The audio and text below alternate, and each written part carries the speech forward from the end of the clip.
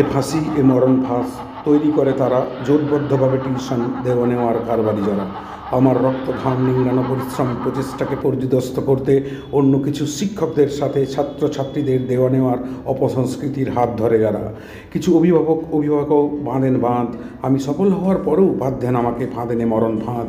প্রায় 24 বছর পড়ানো হয়ে গেল, কত ব্যর্থতা কত সাফল্য, তবুও ফি বছর প্রমাণ করতে হয় আজও, হতে হয় সামাজিক পেশাগত তথা পারিবারিক চাপে পিষ্ট, তবুও আমরণ থামবে না আলেকজান্ডার। ফাঁসির দড়ি কি আমরা দেখতে পেলাম ঝুলছে, ঝোলে কারণ স্ট্রেস সবার কোচ হিসাবে ছাত্রছাত্রীদের সাফল্য এটা তো দরকার থাকে, এটা একটা চাপের কারণ তো বটেই। কারণ বিভিন্ন ধরনের ছাত্রছাত্রী পড়াশোনায় যে অমনোযোগী, বয়ঃসন্ধির সমস্যা, তারপরে ভিডিও গেম, মোবাইল, হ্যান ত্যান, মন্টু মোবাইল মন্টু, সমস্যার একটা বিষয়। তারপরে তার সঙ্গে মাস্টারমশাইদের, কিছু মাস্টারমশাই সে প্রাইভেট টিউটার, স্কুল টিউটার, সবাই নয় কিন্তু কিছু তারা গ্রুপ ঝোঁট বেঁধে পড়ানো, মানে গ্রুপ করে 3 জন মিলে আমরা একসঙ্গে পড়াবো, 4 জন মিলে, 5 জন মিলে, সেই চাপ থেকে টিউশন কি আসবে না আসবে। তারপরে কিছু অভিভাবক অযথা এই গান বাজনা করে, এ অমুক করে, সাংস্কৃতিক অনুষ্ঠান করে, প্রাইজ ডিস্ট্রিবিউশন করে, তাহলে ওগুলো করে রেজাল্টগুলো হচ্ছে কি করে সেটা তো তাদের দেখুন না।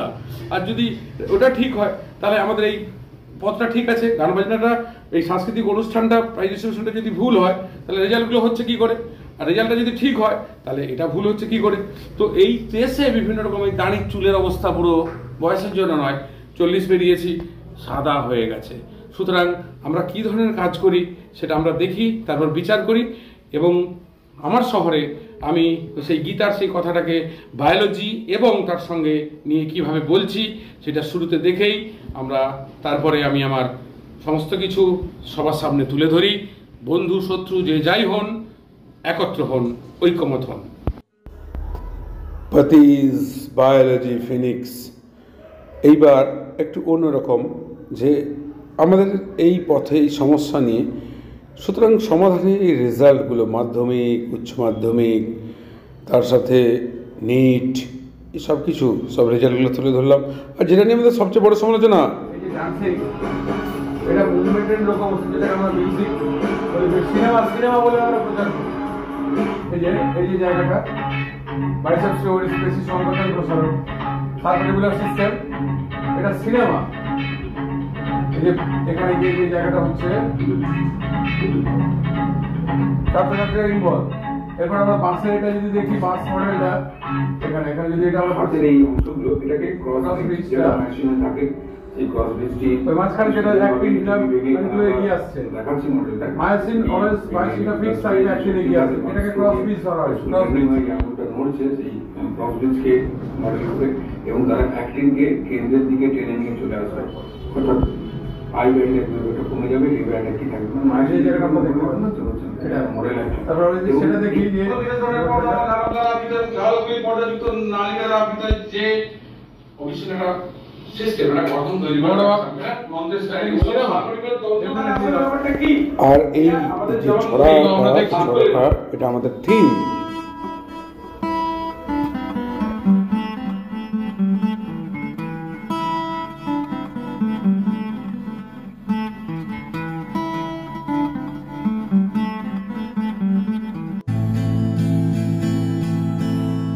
আমরাই ছিলাম অতীতে, আমরাই রয়েছি আজ, আগামীতে রইব আমরাই, রয়ে যাব শেষে আমরাই, থাকবে না শুধু শরীরটাই।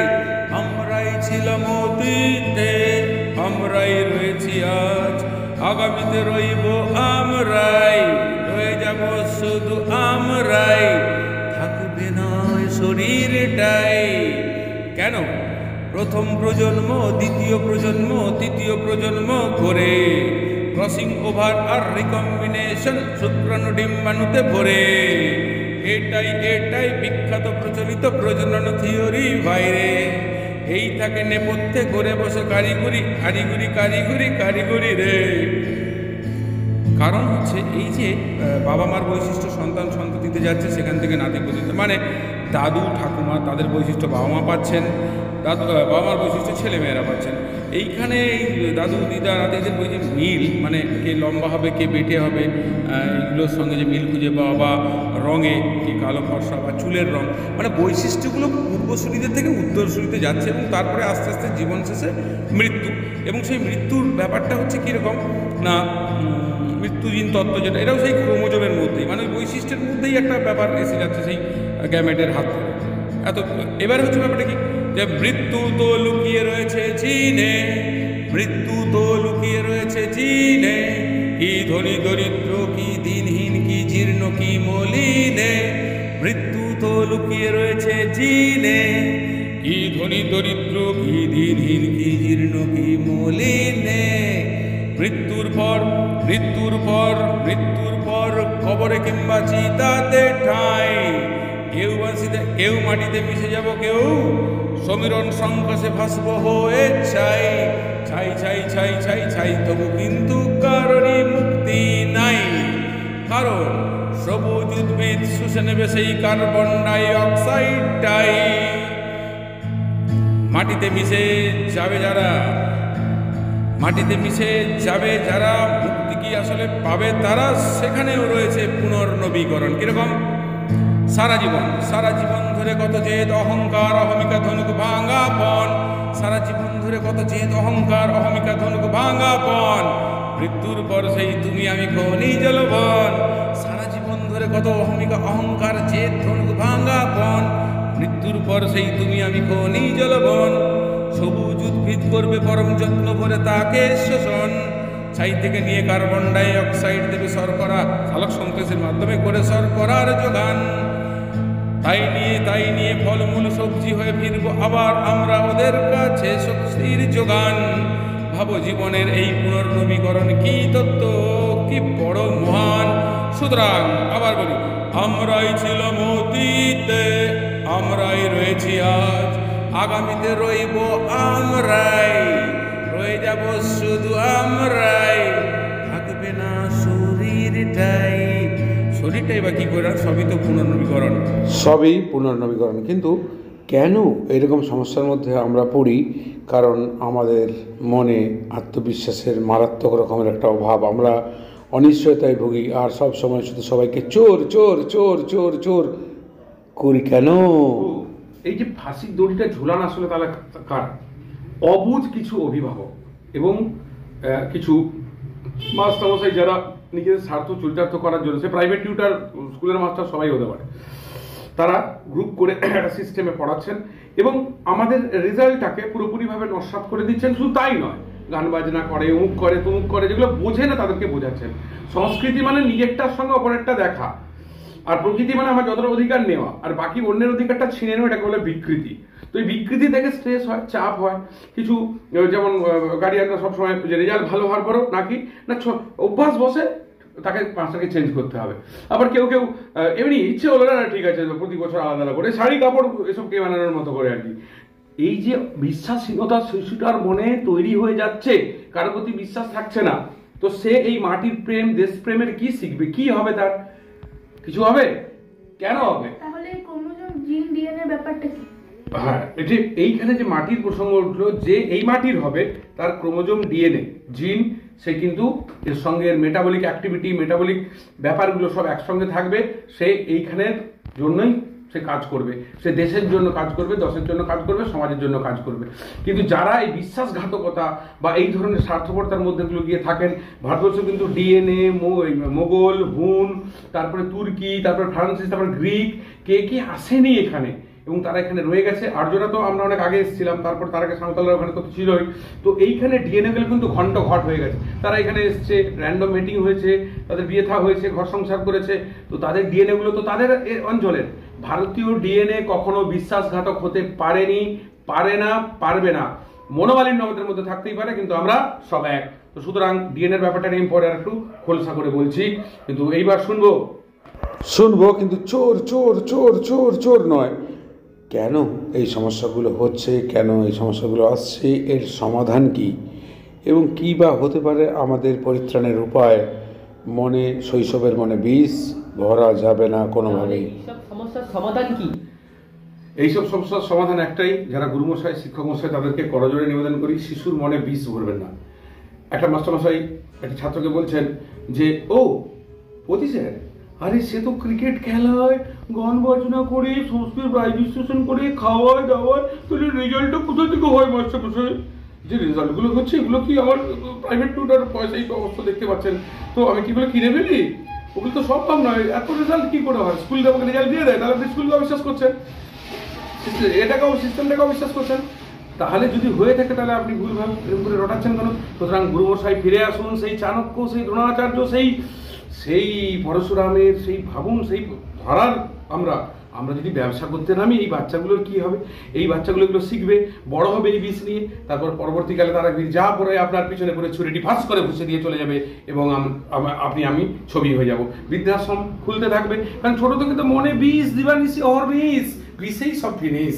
তো সুতরাং মাস্টারমশাইদেরকে ঠিক হতে হবে, তাদেরকে ছোট থেকে শিশুকে ভালো করে শেখাতে হবে, তাদেরকে দেশপ্রেম বা মাটির প্রেম, মাটির প্রেমটা করো, যে তোমার ডিএনএ, জিন, ক্রোমোজোম যেখানে পুরো একদম যার রসদ নিচ্ছে, যেটা নিয়ে তোমার বিপাকীয় সক্রিয়তা বাড়ছে, তুমি সুস্থ থাকছো, স্বাভাবিক থাকছো, মানসিকভাবে তাকে সুস্থ করে দিতে হবে। Mental health, physical and social, সবার মানুষের সঙ্গে মেশার ব্যবস্থা করে দিতে হবে, বা আমাদেরকে শুধু এটা মানতেই হবে।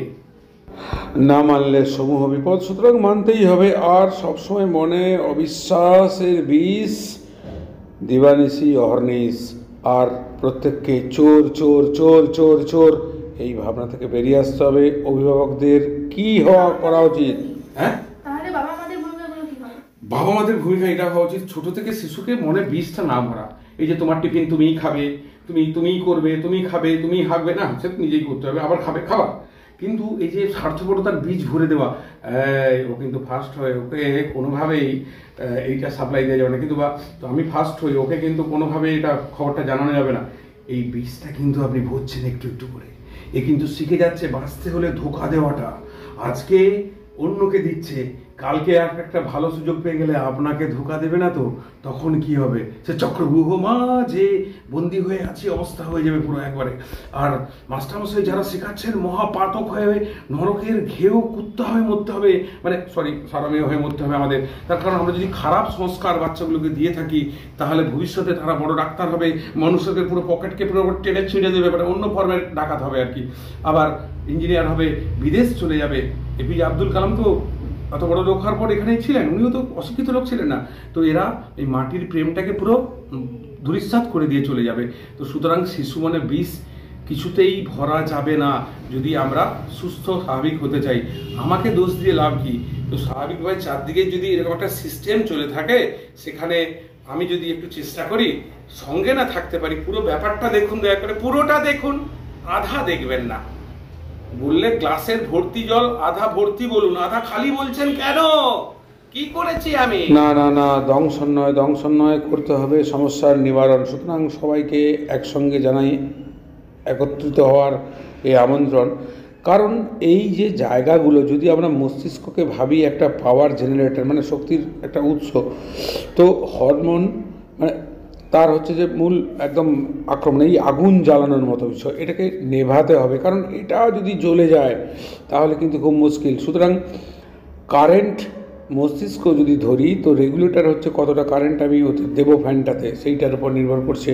তো সুতরাং এইটাকে আমাদেরকে এর বিরুদ্ধে না গিয়েও এর পক্ষে বা যেভাবেই হোক এই আগুনটা নিভাতে হবে। এই আবেগের, এই ঈর্ষা, বিভেদ, বিদ্বেষ, জ্বলন, এই কুটকুট চারিদিকে সাথে না করে পুটপুট তুই বেড়া লিলপুট খেয়ে দে ডালমুট জীবনের মাঝে, এইটা তাকে শেখাতে হবে। না হলে মুশকিলটা হচ্ছে গিয়ে এই যে আমরা দেখতে পাচ্ছি এখানে একটা হরমোন এলো, তারপরে রিসেপ্টর তৈরি হয়ে গেল, হরমোন রিসেপ্টর কমপ্লেক্স, তারপর সেটা ডিএনএর সঙ্গে ইন্টারাকশন করে, আন্তঃক্রিয়া করে সে এমআরএনএ প্রোটিন তৈরি করছে, এবং তারপরে এই যে অ্যাক্টিভিটিগুলো এটা ভয়ঙ্কর হয়ে যাচ্ছে। এবং সেটা এই ধরনের, আমিও যেটা যেমন লিখে ফেললাম, এইটা আমাকেও বাধ্য করছে। এ ফাঁসি, এ মরণ ফাঁস তৈরি করে তারা জোটবদ্ধভাবে টিউশন দেওয়া নেওয়ার কারবারি যারা। আমার রক্ত ঘাম নিংড়ানো পরিশ্রম প্রচেষ্টাকে পর্যুদস্ত করতে অন্য কিছু শিক্ষকদের সাথে ছাত্রছাত্রীদের দেওয়া নেওয়ার অপসংস্কৃতির হাত ধরে যারা। কিছু অভিভাবকও বাঁধেন বাঁধ, আমি সফল হওয়ার পরেও বাঁধেন আমাকে ফাঁদেনে মরণ ফাঁদ। প্রায় 24 বছর পড়ানো হয়ে গেল, কত ব্যর্থতা কত সাফল্য, তবুও ফি বছর প্রমাণ করতে হয় আজও, হতে হয় সামাজিক পেশাগত তথা পারিবারিক চাপে পিষ্ট। তবুও আমরণ থামবে না আলেকজান্ডারীয় সুভাষীয় মহারানা প্রতাপীয় এ উচ্ছ্বাস। যতই নিংড়ে নেওয়ার চেষ্টা করো আমার আশ, নিয়ে মরণ ফাঁস এ আমার অখণ্ড বিশ্বাস। তো এই যে ভাবনাগুলো যেখান থেকে আসে, যে আমরা কোষটা আঁকছি, এই ক্রোমোজোমটা, আমরা এই কোষের ভিতরে নিউক্লিয়াস, তার ভিতরে থাকা ক্রোমোজোম, আমাদের 46টা থাকে এবং প্রত্যেকটি ক্রোমোজোমে যে যার বৈশিষ্ট্য এবং জিন, মানে ক্রোমোজোমকে যদি আমরা বাস ধরি, ক্রোমোজোমকে আমরা বাস ধরলাম, ডিএনএ হবে, এই যে ডিএনএটি আঁকা হচ্ছে, ডিএনএটি হবে তার সিট, এবং এই সিটে বসে থাকবে কারা? সিটে বসে থাকবে তারা এটিজিসি অর্থাৎ নিউক্লিওটাইড এর গুচ্ছ, তাকে বলা হবে জিন প্যাসেঞ্জার। তো প্যাসেঞ্জাররা কী করে? এই এটিজিসি, এই যেমন লিখছি জিন, এই প্যাসেঞ্জাররা তাদের আমরা সক্রিয় দেখতে পাই। তাহলে ক্রোমোজোমকে বাস, ডিএনএ তার সিট, আর জিন হচ্ছে তার প্যাসেঞ্জার, তার সক্রিয়তা আমরা দেখতে পাই। মুশকিল হলো যে এই বিষয়টাকে ভালো করে বোঝা এবং দেখা। আমরা দেখতেই পাচ্ছি যে বিভিন্ন রকমভাবে এই মডেলটা তৈরি করার একটা প্রচেষ্টা করা হয়েছে। তো এর বাইরের দিকগুলোকে যখন আমরা দেখব এবং ভিতরের দিকগুলোকেও একটু দেখে নেওয়ার চেষ্টা করব, যে একটা কোষ পর্দা এবং সেখানে কোষটা আঁকা হচ্ছে এবং তার কোষ পর্দা যেটা লিপিড প্রোটিন লিপিড নিয়ে তৈরি, হরমোন আসবে এবং সেখানে তার গ্রাহক অর্থাৎ রিসেপ্টর থাকবে, হরমোন রিসেপ্টরের যৌগ তৈরি হবে। যেই হরমোন রিসেপ্টরের যৌগ তৈরি হয়ে যাবে সেটা গিয়ে ডিএনএর সঙ্গে আন্তঃক্রিয়া করবে। এটা স্টেরয়েড ধর্মী হরমোন, যৌন হরমোনগুলো বা এই ধরনের হরমোনগুলোর ক্ষেত্রে বেশি। এই জন্য বলে না যে আগেকার দিনে হতো যে বংশ পরম্পরা দেখা কে কোন বংশ থেকে আসছে। তো যখন এই যে আমরা নিউক্লিয়াস আছি, এই নিউক্লিয়াসের ভিতরে তো থাকবেই তো ক্রোমোজোম এবং ক্রোমোজোম এবং ডিএনএ। তো তার সঙ্গে আন্তঃক্রিয়া করে সে কী তৈরি করবে? এই যে হরমোন রিসেপ্টর, হরমোনটা দেখানো হচ্ছে, এবার হরমোন রিসেপ্টর কমপ্লেক্সটা তৈরি হবে। সে তখন এসে এই হরমোন রিসেপ্টর কমপ্লেক্সটা যে আমরা দেখতে পাচ্ছি, হরমোন দেখতে পাচ্ছি, এবার হরমোন রিসেপ্টর কমপ্লেক্স তৈরি হয়ে যাবে। এই যে দেখতে পাচ্ছি হরমোন রিসেপ্টর কমপ্লেক্সটা তৈরি হচ্ছে, সে গিয়ে কোথায় আন্তঃক্রিয়া করবে?